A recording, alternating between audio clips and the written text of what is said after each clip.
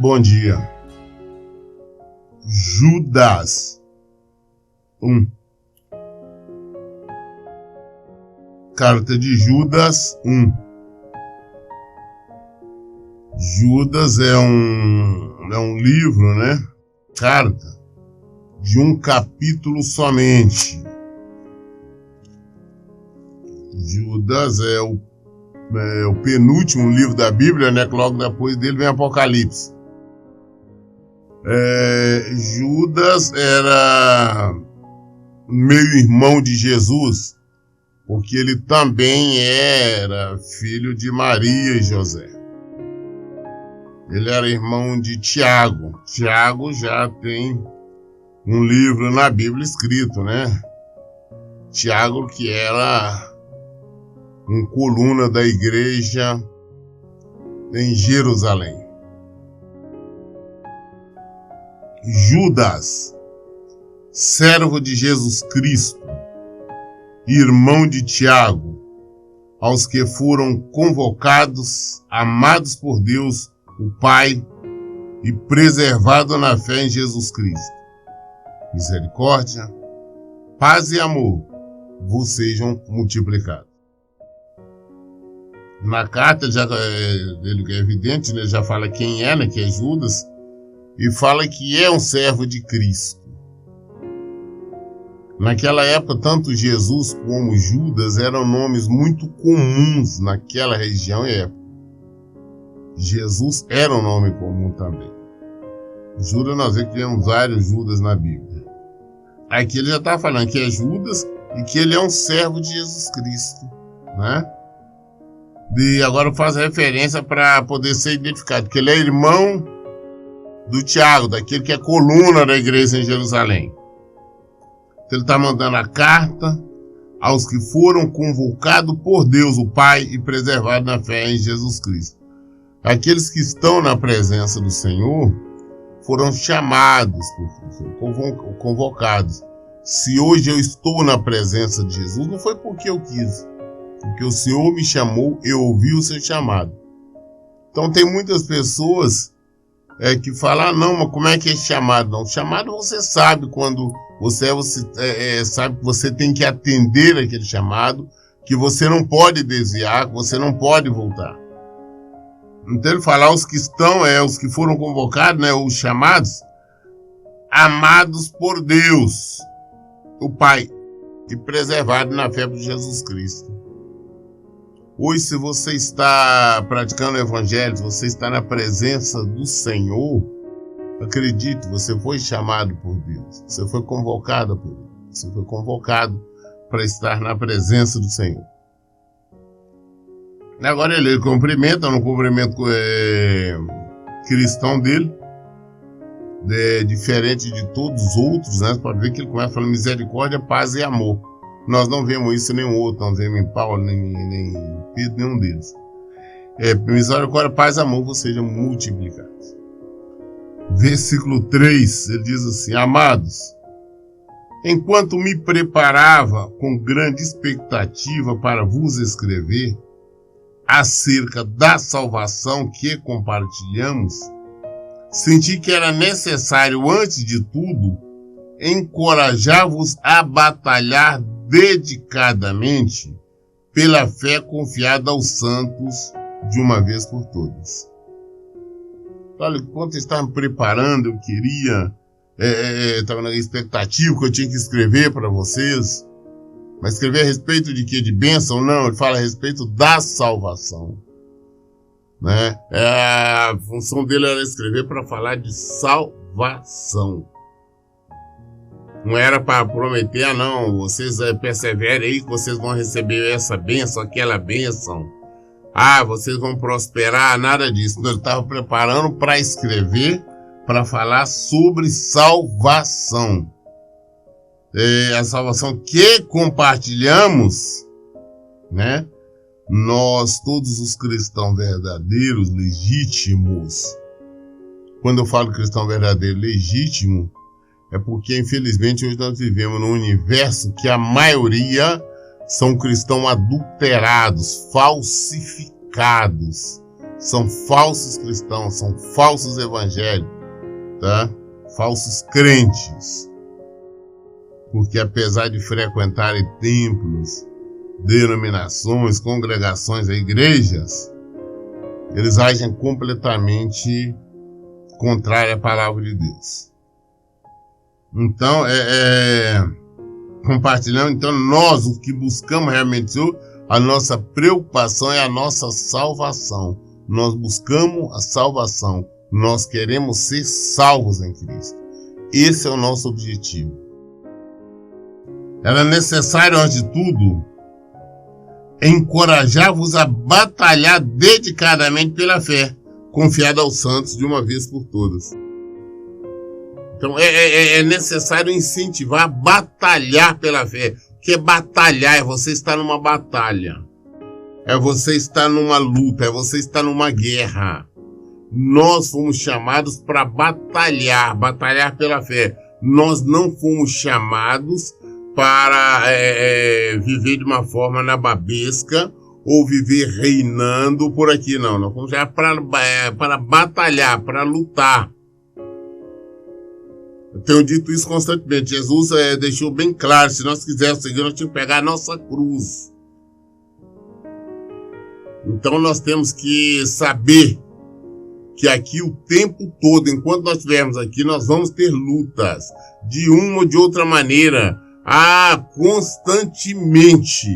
Não vamos pensar que aqui, não, Deus vai abençoar, vai me dar a condição, que agora eu vou ficar tranquilo, vou ter toda a tranquilidade. Não existe isso, não existe essa promessa do Senhor, e o Senhor não vai fazer isso. Aqui nós temos lutas diárias, todos os dias. Não, pastor, hoje eu estou lutando por causa do meu casamento. Mas quando restaurar seu casamento, tem outras lutas. São lutas e mais lutas. E você tem que lutar de acordo com a palavra de Deus, de acordo com o Evangelho. Nós temos que batalhar para vivermos pela fé. Nós vivemos pela fé em Jesus Cristo. Nós batalhamos para viver o Evangelho, porque nós estamos em meio do território inimigos. Nós estamos no meio dos inimigos. O mundo, ele está morto no maligno, ele jaz no maligno. O mundo é o nosso adversário. Então hoje nós encontramos várias religiões que são contrárias à nossa maneira de viver.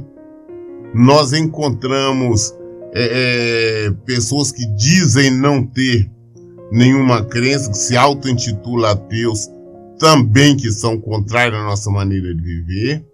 E principalmente, como a Bíblia diz, os inimigos nossos são da nossa casa. Ou seja, principalmente os falsos crentes, os falsos evangélicos. Eles não aceitam a nossa maneira de viver, porque eles querem viver numa mentira, eles querem viver numa hipocrisia, eles querem viver num engano. Aquele, não, que Deus vai me dar, Deus vai fazer isso, Deus vai fazer aquilo. Não, Deus tem o melhor para mim, Deus não quer que eu sofra, Deus não quer que eu passe por aperto, Deus não quer que eu passe por luta. Eu vou fazer uma campanha, eu vou fazer um voto, eu vou dar uma oferta, eu vou participar de um desafio. Esses falsos crentes, eles não sabem que tem que santificar. Eles não sabem que tem que abandonar o erro, abandonar o pecado e viver somente o Evangelho de Jesus Cristo. E temos que viver somente aquilo que o Senhor diz para nós vivermos. Então, nós temos que batalhar dedicadamente. Nos dedicar realmente a isso, essa batalha, pela fé confiada aos santos de uma vez por todas.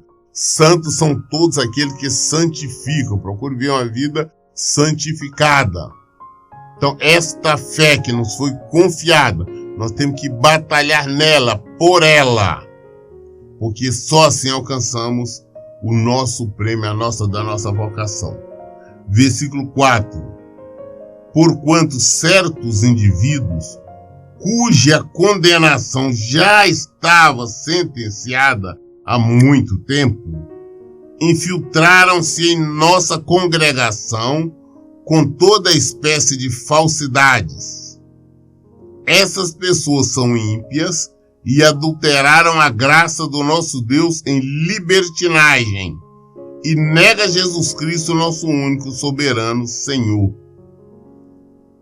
Se naquela época, há 2000 anos atrás, já existia esta classe, hoje muito mais.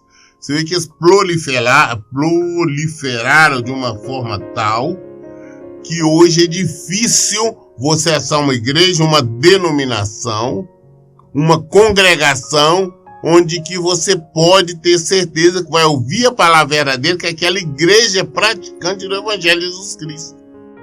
Nós vivemos numa situação hoje, que quando as pessoas me pedem uma indicação de alguma igreja, eu não tenho para dar em nenhuma parte do mundo, porque eu não conheço, não estou dizendo que não exista, pode até existir, mas eu não conheço nenhuma que eu possa falar não, vai nessa, porque lá realmente se vive o Evangelho de Jesus Cristo. Porque de algumas tem uma pregação boa, mas tem outras coisas erradas. E por aí afora vai. Então naquela época, Judas já estava falando, certos indivíduos cuja condenação já estava sentenciada há muito tempo. Estes falsos pregadores, os pregadores de prosperidade, bênçãos sem medida, da enganação, que vivem pedindo oferta, sacrifícios e tudo mais, esses já têm a condenação deles, já foram sentenciados, eles vão para o lugar de sofrimento, vergonha e desonra eterna, tá? Por estar ensinando o povo de maneira errada, fazendo com que o povo se desvie e o povo caia no buraco. Por esse motivo, eles já estão condenados. Eles se infiltraram em nossa congregação com toda espécie de falsidade. Hoje nós vemos pessoas, não se diz pastor, apóstolo, bispo, se diz presbítero, irmãozinho, irmãzinha, diácono, dizendo ser alguma coisa, mas quando você os ouve falar, você vê que são os mentirosos, enganadores. Existe horrores hoje que se pregam nos púlpitos aí dos templos. Você vê que é contrário à palavra de Deus. Apesar de citarem o nome do Senhor, que é santo para sempre, apesar de estar lhe citando, eles agem contra. Eles agem contra Jesus Cristo. Eles fazem aquilo que Jesus diz para não fazer. Eles falam em fé, mas eles mesmos não têm fé. Essa que é a realidade. Eles são os criadores de campanha. Cria campanha, que é uma forma de distribuir envelope, pedir dinheiro.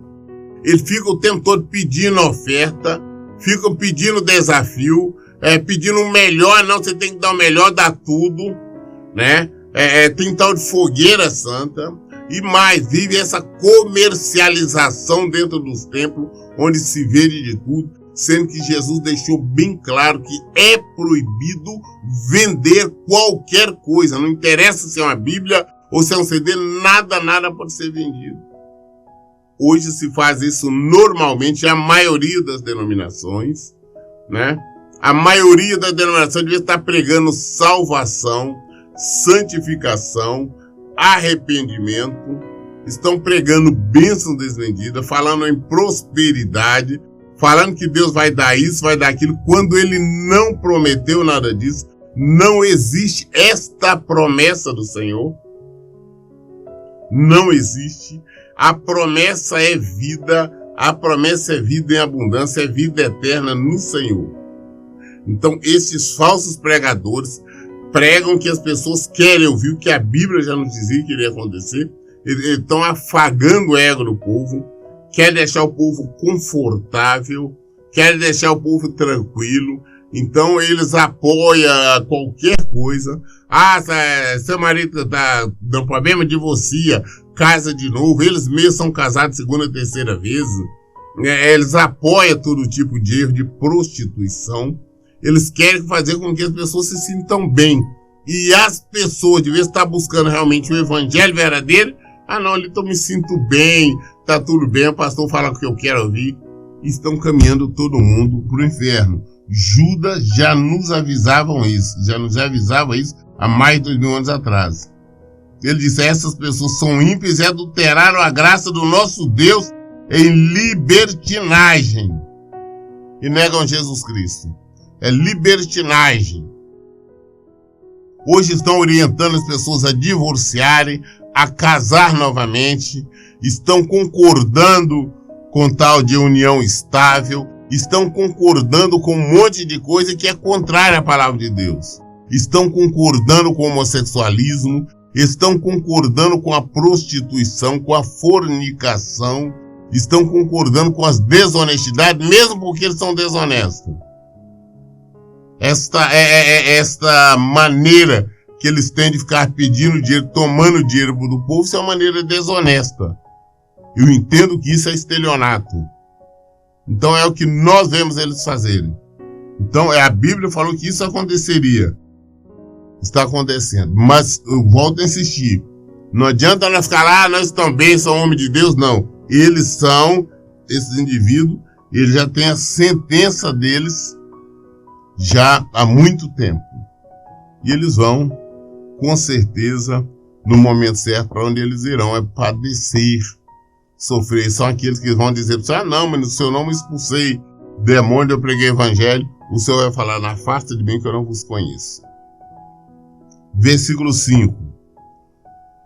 Quero, portanto, recordar-vos, embora já estejais bem informados sobre tudo isso, que o Senhor libertou um povo do Egito, contudo, mais tarde destruiu todos os que não creram. Nós temos que entender que Deus, eu tenho constantemente falado sobre isso, gente. Uma bênção, um milagre você receber, não quer dizer que Deus está aprovando as suas obras, aprovando a sua conduta. Bênção não é aprovação de conduta, não. Você pode receber bênção, pode receber um milagre, e depois você ser morto, ser destruído. Eu vejo pessoas que falam: não, Deus agiu, Deus restaurou meu casamento. Deus pode restaurar o seu casamento, depois você vai para o inferno. Deus pode te curar da enfermidade, depois você vai para o inferno. Isso que nós temos que entender, porque o Senhor, Ele faz tudo, a palavra dele se cumpre. Mas nós temos que cumprir, nós temos que obedecer. Se nós não obedecermos, nós vamos padecer. O Senhor prometeu tirar aquele povo do Egito. Na época certa ele foi lá, foi através de Moisés, usou Moisés, e operou milagres, maravilha, prodígio, né, sinais grandiosos ali, e tirou o povo do Egito. Todo aquele povo. Homens, mulheres, crianças, todo mundo ele tirou. Mas este povo viveu em desobediência ali no deserto. Apesar de estar recebendo os cuidados, a proteção, as bênçãos de Deus. Porque era proteção durante o dia, durante a noite era nuvem no céu, era aquela coisa como um fogo à noite, era a roupa não estragava, alimento caía do céu, água saía da rocha. Tudo isso, a proteção, cuidado.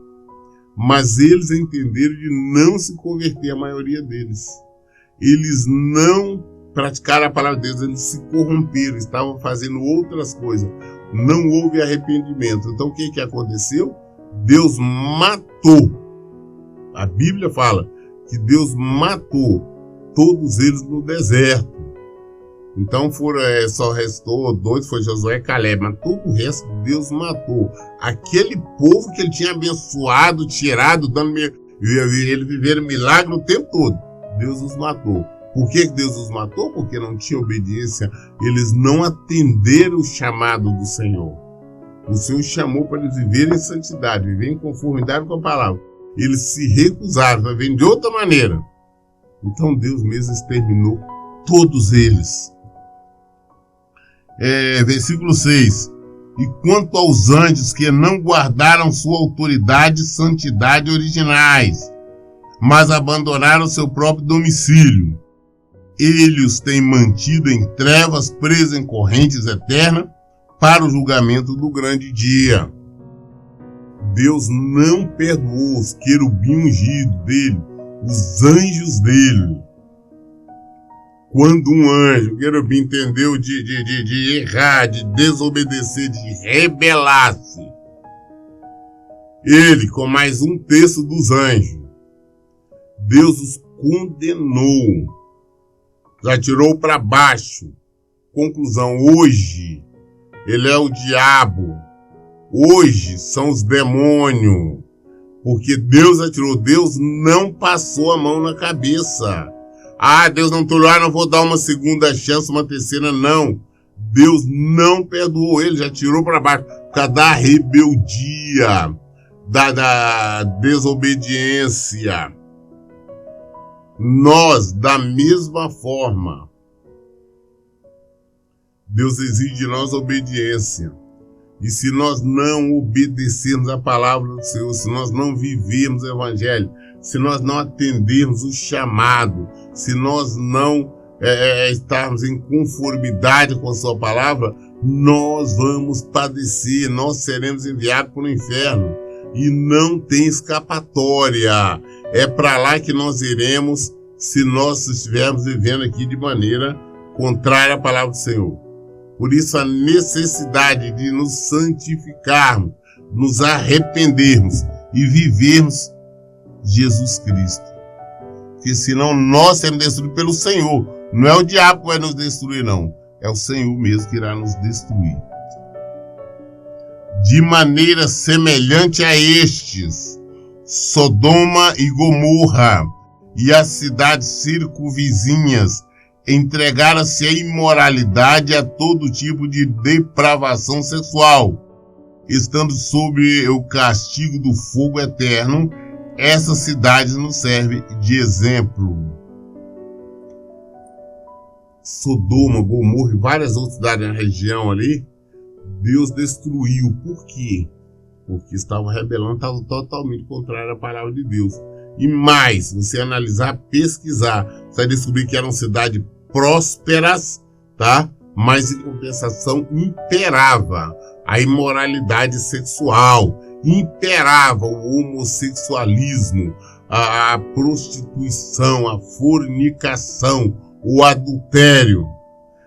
A coisa era tão séria que quando os anjos do Senhor foram enviados lá para tirar Ló, na casa de Ló, que eles foram para destruir a cidade, os habitantes, os moradores de Sodoma e Gomorra, tentaram transformar eles, vendo ele como homens, tentaram fazer sexo com eles. Eles deixaram todo o povo cego, mas eles tentaram. Então entenda uma coisa, esse povo que viveu em rebeldia à palavra de Deus, Deus não os perdoou. E quero que entenda da seguinte forma: nessas cidades tinham mulheres, tinha crianças, tinha recém-nascidos, tinha adolescente, tinha idosos, tinha todo tipo de pessoas. Deus matou, exterminou a todos. Deus não fica passando a mão na cabeça de ninguém. Eu sempre estou alertando as pessoas. Não fica pensando, esperando que Deus vai dar a colher, Deus vai dar tolerância, as misericórdias dele, vai. Não, Senhor. Deus exige santidade.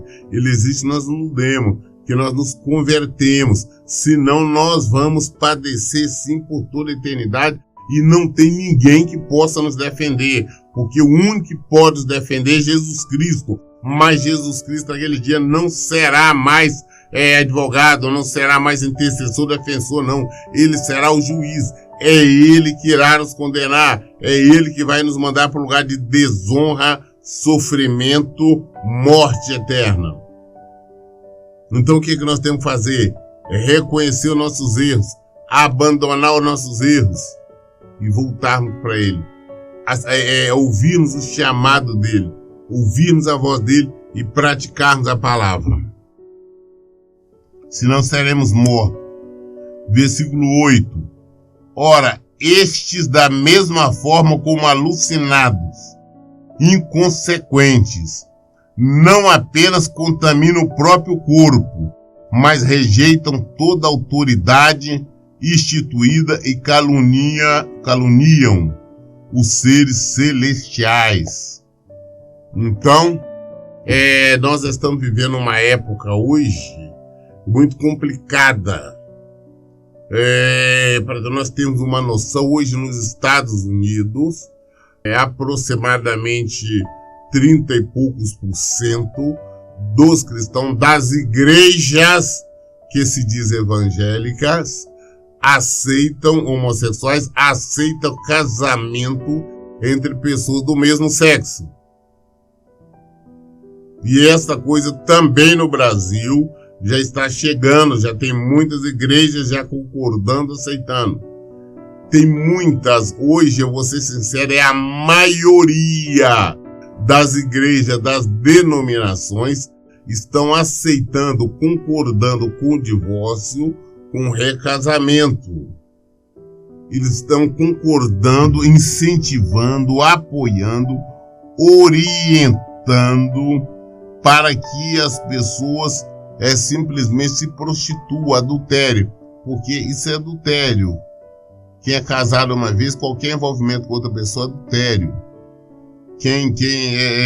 Nós não podemos de maneira nenhuma desonrar os nossos corpos, mulher com mulher, homem com homem. Não existe isto. Mas tem tempos aí que estão aceitando e acham que é correto. E eles não aceitam, não concordam com a palavra de Deus. Eles preferem mudar, distorcer. E hoje vivemos uma situação assustadora em nosso país, onde a mentira predomina, porque eles falam que nós temos quase 60% da população evangélica. Se fosse cristão, realmente é 60%. Se fosse seguidores de Jesus, nós estaremos influenciando não só o Brasil, como o mundo. Mas ao contrário, são pessoas que foram todas influenciadas pelo mundo. Nós vemos cada dia que passa o homossexualismo crescer de uma forma alarmante. Nós vemos os divórcios, os recasamentos de igual maneira, e a coisa está cada vez mais propagando. Isso não é o Evangelho de Jesus Cristo. Falam de uma maneira até arrogante as suas orações para o Senhor. Isso não é o Evangelho de Jesus Cristo. Versículo 9. No entanto, nem mesmo o arcanjo Miguel, quando argumentava com o diabo e batalhava a respeito do corpo de Moisés, se atreveu a fazer qualquer acusação injuriosa contra o inimigo, limitando a declarar: o Senhor te repreenda. Eu fico olhando igrejas, denominações que estão ensinando aí. O povo, não, vocês têm que colocar Deus na parede, vocês têm que exigir dele. Não aceita isso não, determina a bênção na sua vida, exige isso, exige aquilo. Esquecer que nós somos barro. Nós somos criatura. Ele é o Criador.